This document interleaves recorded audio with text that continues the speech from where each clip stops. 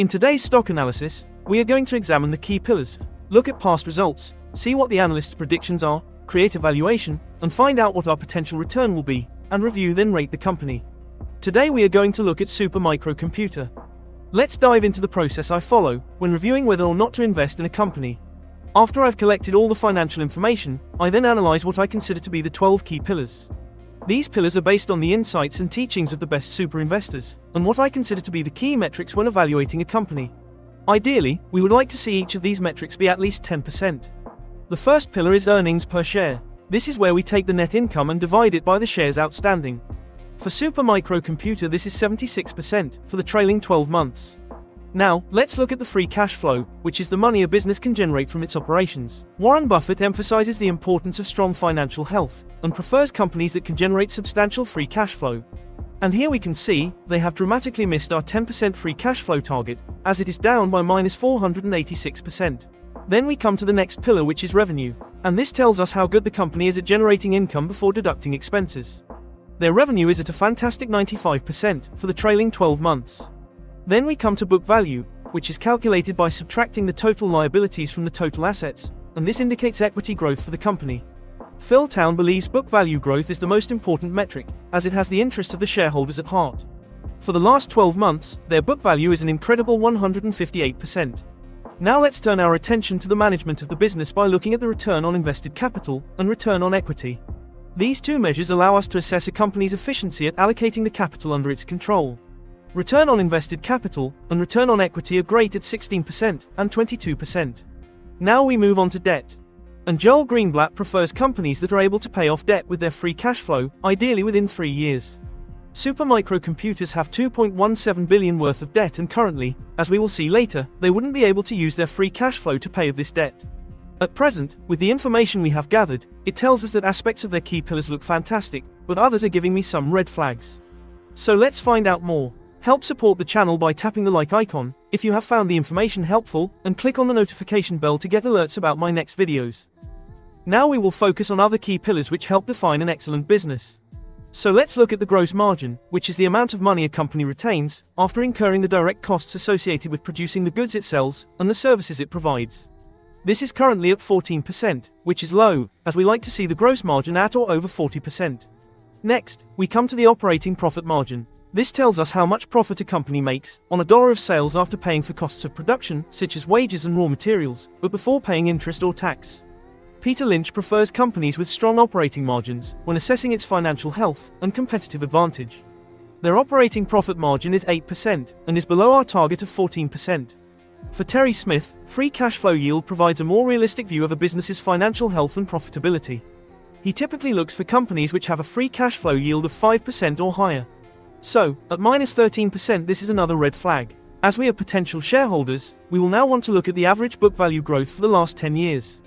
This is 63%, with the lowest point being 10 years ago at 25%. And lastly, Bill Miller believes earnings growth is the biggest indicator to a company's stock price. The average growth for the last 5 years is 84%. In the comments section, I've included a link to the investors page in the annual report, if you want to check it out for yourself.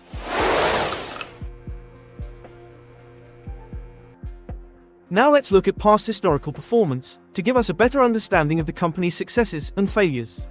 Looking at the chart, we can see that in 2019, their stock price was about $2, and was slowly moving up until 2023 and then dramatically in 2024, where went as high as $114. But with fears about their accounting discrepancies, their share price has dropped just as fast and hit a low about $19 earlier this month. Looking at the overview, we can see the current market cap is $19.94 billion.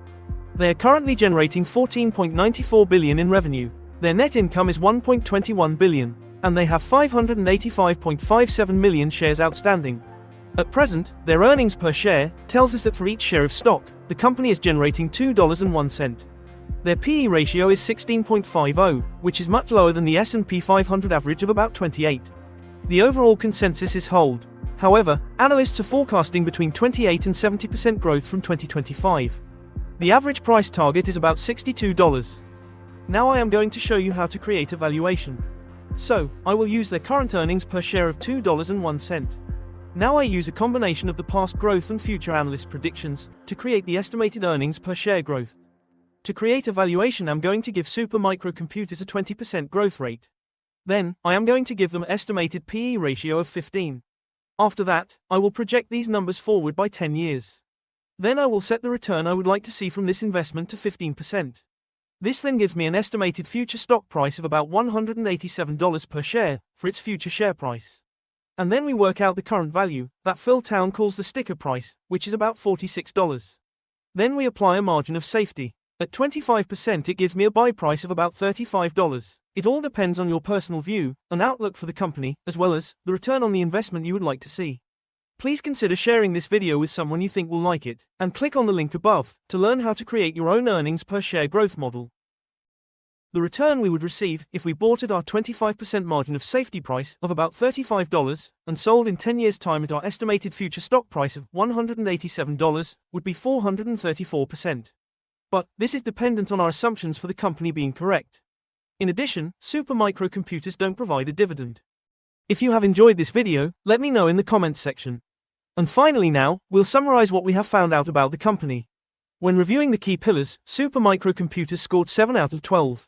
So I will give them a check. However, their free cash flow was a red flag. As for the past results, over the last few years their share price has been trading upwards, but has fallen significantly over this past few months. Here, I will give them a cross. Analysts are signaling Super Microcomputers as a hold, although they are predicting growth between 28 and 70% over the next few years. Therefore, I will give them a check for this. Using the EPS growth model I used earlier on, we created a buy price of about $35. I will give them a check for this. According to Morningstar, Super Microcomputer have a narrow moat. Therefore, I will give them a check. My final overall rating is 4 out of 5 stars. I have given this a category D rating within my own stock watch list, but they come with a massive red flag and currently come with a great deal of risk due to the potential accounting irregularities. Thank you for joining me during this stock analysis video, and I hope to see you in the next one.